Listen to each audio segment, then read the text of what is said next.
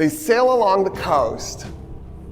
Okay, so see where it says Cuauhtémoc?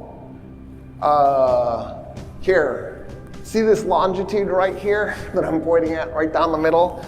So where it hits the north coast, there's a little divot in the, where the longitude hits the divot, where it hits the shore, Cortez takes his ships and stops them right there. So they didn't quite map the Gulf of Mexico. They're like, 30% of the way. Close enough. Government employee can't have high expectations. So he stops his ships. He orders everybody to go ashore. They go ashore. They found a city, and they name it Veracruz. That's where Veracruz, Mexico is. They found it right there. Boom. Done. Now every city has to have a mayor. So they elect a mayor. The mayor they elect happened to be one of the ship's cooks. That's the guy they picked to be the mayor. The reason they did this is because of Spanish law. Spanish law put civilian leaders over military leaders. So the instant that they make the cook the mayor, he now has the authority to order Cortez. So they've just made it so that Cortez is no longer the highest ranked person there. Now here's the twist. This law wasn't actually made by the Spaniards, it was made by Arabs when the Arabs ruled Spain. It just, when the Christians took Spain from the Muslims, they didn't go through and weed out their law books. So that law was still on the books. And so they just invoked this Arab law and they made the cook the mayor. And the reason they do this is because Cortez has decided he doesn't want to map the Gulf of Mexico. That's boring. What he wants to do is he wants to march inland and see if he can find something worth killing people to take. And so he turns to the cook and goes, "Do you need to change my orders by any chance?"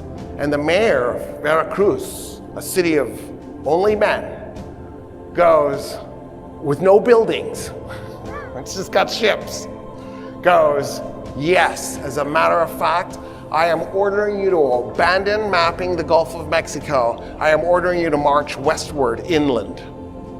And Cortez goes, "Very well, you're the mayor. I don't have any option here but to follow your orders."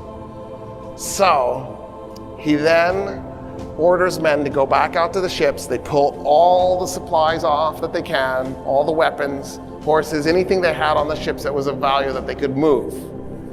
And then he orders the ships set on fire. And he burns them to the sea level so that they're no longer useful because they sink at that point. And he destroys his ships, which sends a very clear signal to his men. We either succeed in whatever we're going to pull off, or we're done, because there's no going home, there's no retreat.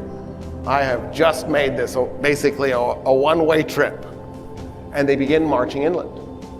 They're marching through Aztec territory, but they don't know what the Aztecs are. They don't have any idea where they even are. They're just marching along. And the Aztecs are just making a path for them. They're staying out of their way, so there's no real military interaction until they get to Tlaxcala. The Tlaxcalano, they're fighters. That's what they do. They've been fighting the Aztecs for 9 decades now. Not quite 9, 5 decades now. And they keep getting punked. And so, as the Spanish are moving into Tlaxcalano territory, the Tlaxcalano decide, let's fight them. So they field an army, they attack Cortez, he defeats them. I don't remember the exact numbers of that first army. It was like 7,000 Tlaxcalano and like 500 Spaniards, and the Spaniards defeat them. And then they field another army and they fight them again. It's again a few thousand versus the 500, and they get defeated again. And then the Tlaxcalano approach Cortez. And Cortez goes, "You ready to negotiate?" And they go, "Yeah." And here's what's really weird. They can talk to Cortez. And here's how. They owned a Maya slave. Her name was Malinche. that Maya slave can talk to Aguilar because Aguilar speaks multiple Maya languages. So she can take Nahuatl, the dominant language in the area, and that the Tlaxcalano are speaking, she can turn it into Maya, speak it to Aguilar, Aguilar turns it into Spanish. And now they can have a conversation. So Cortez is talking through Aguilar and Malinche. He goes, so you're ready to surrender? And the Tlaxcalano go, oh no, we're ready to join you. And Cortez goes, what do you mean you're ready to join me? You just fought me in 2 battles and I whooped you. They go, that's not our army. We just sent skirmishing expeditions to see how you fought. And Cortez goes, what do you mean? The Tlaxcalano go, there is a group of people very nearby that we hate with every cell in our bodies. And we decided we were going to test you to see if you had good fighting ability. And we decided after you beat us twice that you did. But now we're going to go get the rest of our army. It's 100,000 men. And Cortez goes, what? Yeah. We want you to help us overthrow the Aztecs. Put them down. And Cortez goes, what? You mean my army just went from 500 men to 100,500 men? And they go, that's what we're trying to tell you. And then he goes, how much? And they go, how much what? How much for Malinche? I want to buy her. And they're like, you want to buy her? Yeah, because then I can talk to people. This is amazing. And in my spare time, I'll rape her. It's perfect. And they work out a deal and he buys her. And they start working their way across Tlaxcala. So, when I ended the lecture last time, the Aztecs had just captured a city from Tlaxcala, Cholula. So it's the red dot underneath where it says Tlaxcala Confederacy. That's Cholula.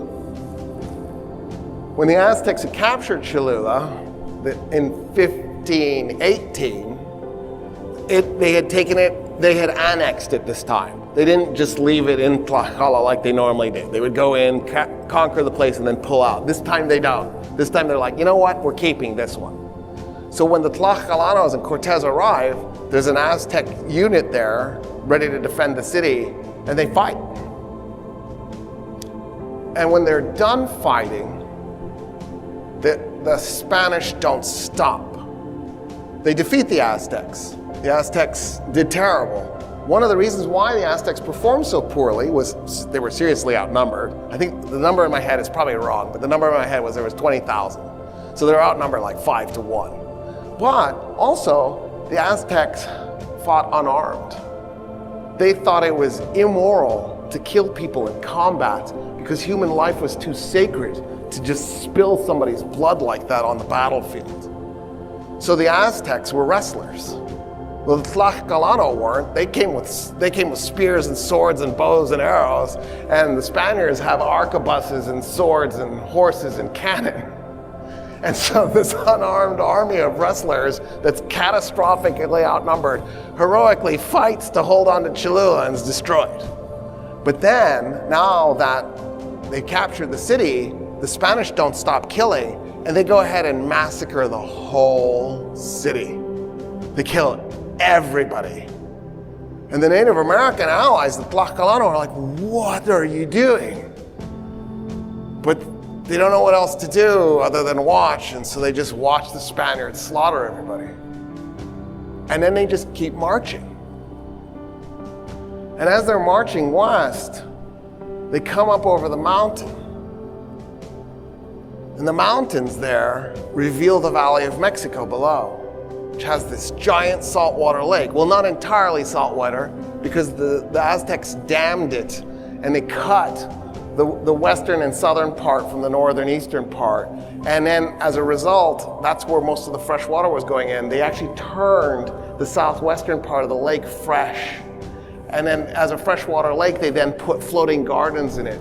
And in the process, they could maximize food production. So when Cortez comes up over the mountains and he's looking down in the Valley of Mexico, it had a population of about 8 million people. Today, the Valley of Mexico has a population of about 25 million people because it's the 5th largest metropolitan area on the planet.